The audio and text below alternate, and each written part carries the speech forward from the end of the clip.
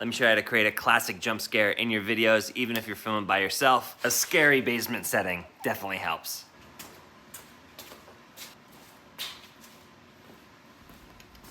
What was that? First, I'm gonna build a little bit of suspense. Come in through this door, I'm looking around, just like build it. Then I'm gonna pan to this doorway, nothing's gonna be there. I'm gonna pan away, and when I pan back, I'm gonna use Videoleap to make it appear as though another me is standing in this door. All right, then I open up Videoleap, grab these files, pop them in here, and just get this timeline set up.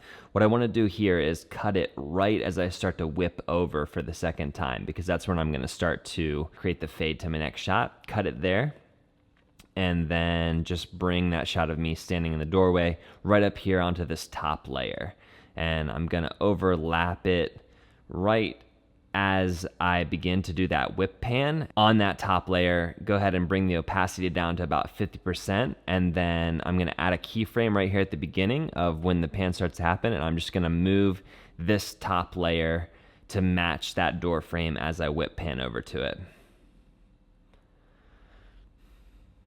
Then what I got to do here is make sure to go back to all those keyframes, bring the opacity back up to 100% because the opacity was burned in on each one of those keyframes. Make sure that it kind of lines up, and it does.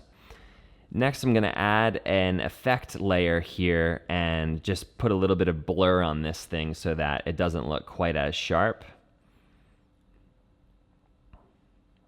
I'm going to fade the blur out, so add a keyframe at the end of the blur here and then bring it the whole way down to 0 at the end. I recorded a couple of sound effects. I'm just gonna throw those up on top. I said, what was that? And then made some weird sounds to make it seem like there was something over there. And then lastly, I just wanna add like this horror sound effect. So I'm gonna come into the sound effects, search for horror. There's a good one right here. Download that and then just put it right over to make the jump scare work a little bit harder.